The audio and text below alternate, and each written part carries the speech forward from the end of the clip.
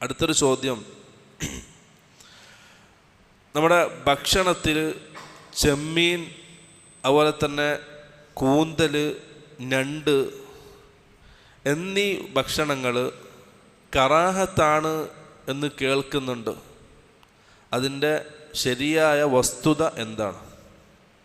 നമുക്കറിയാം, നമ്മുടെ ഭക്ഷണം രണ്ട് രീതിയിലാണ്. ഇസ്ലാം അനുവദിച്ച മനുഷ്യൻ്റെ ഭക്ഷണം രണ്ട് രീതിയിലാണ്. ഒന്ന് മാംസാഹാരം, മറ്റേത്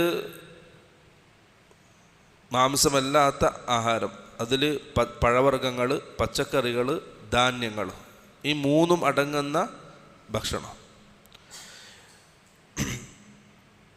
സാധാരണ പണ്ഡിതന്മാർക്കിടയിൽ സ്ഥിരപ്പെട്ടൊരു ഖായിദയാണ് അൽ അസ്ലു ഫിൽ അഷ്യാഇ അൽ ഇബാഹത്തു വത്തഹാറ. എല്ലാ വസ്തുക്കളുടെയും അടിസ്ഥാനം അത് ശുദ്ധിയുള്ളതാണ്, അത് നമുക്ക് ഉപയോഗിക്കൽ അനുവദിക്കപ്പെട്ടതുമാണ് എന്നുള്ളതാണ്. കാരണം അതിന് തെളിവായിട്ട് ഖുർആൻ്റെ ആയാത്തുകൾ നമുക്ക് കാണാൻ കഴിയും. ഖലഖലക്കും മാ ഫിൽ അർളി ജമീഅ, ഭൂമിയിലുള്ള സകല വസ്തുക്കളും നിങ്ങൾക്ക് വേണ്ടിയാണ് നാം സൃഷ്ടിച്ചിട്ടുള്ളത്. മനുഷ്യൻ്റെ ഉപയോഗത്തിന് വേണ്ടിയാണ് അള്ളാഹു സൃഷ്ടിച്ചത്. അപ്പോൾ എല്ലാ വസ്തുക്കളുടെയും അടിസ്ഥാനം അത് നമുക്ക് ഉപയോഗിക്കാം എന്നുള്ളതാണ്.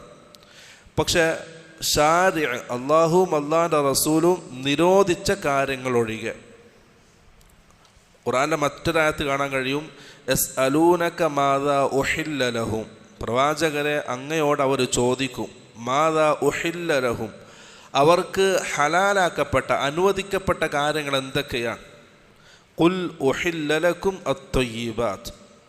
അപ്പം പ്രവാചകരെ താങ്കൾ മറുപടി പറയണം, ഉഹില്ല ലക്കും, നിങ്ങൾക്ക് അനുവദിക്കപ്പെട്ടു, അത്വയ്യിബാത്ത്, പരിശുദ്ധമാക്കപ്പെട്ടത്, നല്ലത്. ഇപ്പോൾ ഈ ആയത്തിൻ്റെയും ഹദീസിൻ്റെയൊക്കെ അടിസ്ഥാനത്തിൽ പണ്ഡിതന്മാർ വിശദീകരിച്ചു, എല്ലാ വസ്തുക്കളും നമുക്ക് കഴിക്കാവുന്നതാണ്, ഖുർആനും ഹദീസും നിരോധിച്ചത് ഒഴികെ.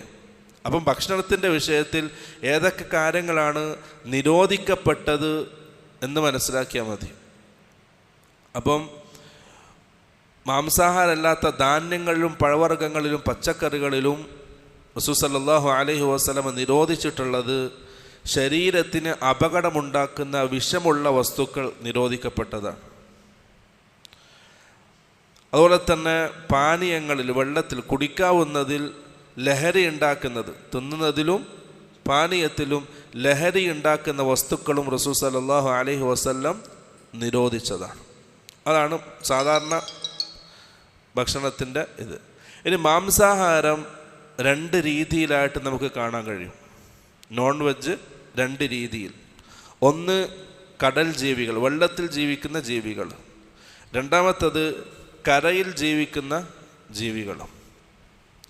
അതിൽ വെള്ളത്തിൽ ജീവിക്കുന്ന ജീവികൾ മുഴുവൻ ഹലാലാക്കപ്പെട്ടതാണ്, നമുക്ക് കഴിക്കാവുന്നതാണ്.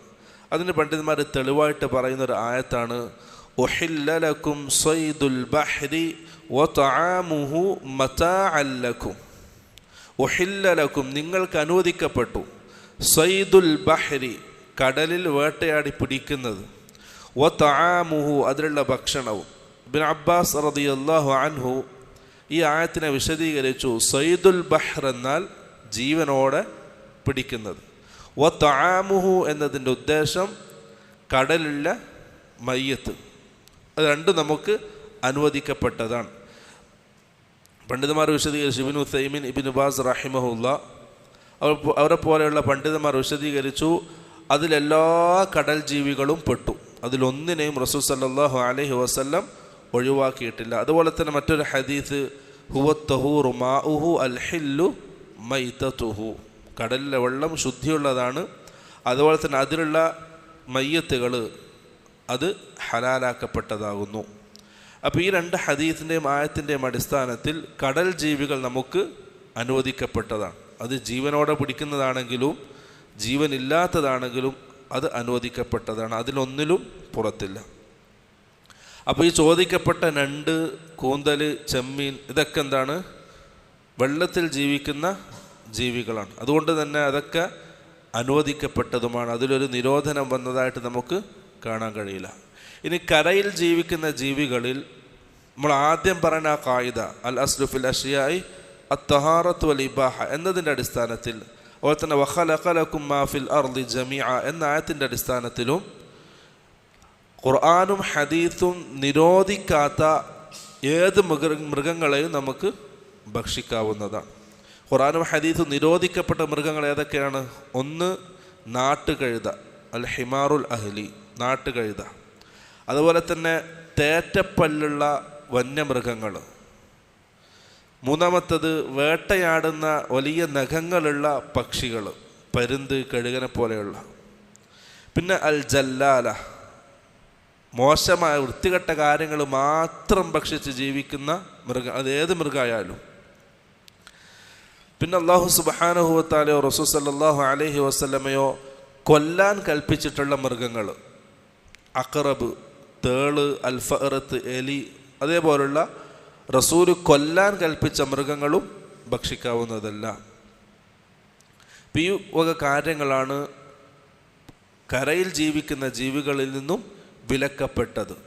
ഇതല്ലാത്ത മറ്റേത് മൃഗങ്ങളെയും ഭക്ഷണമാക്കാൻ നമുക്ക് ആവുന്നതാണ്. ഇതാണ് ഭക്ഷണത്തിൽ നമ്മൾ മനസ്സിലാക്കേണ്ട കാര്യം.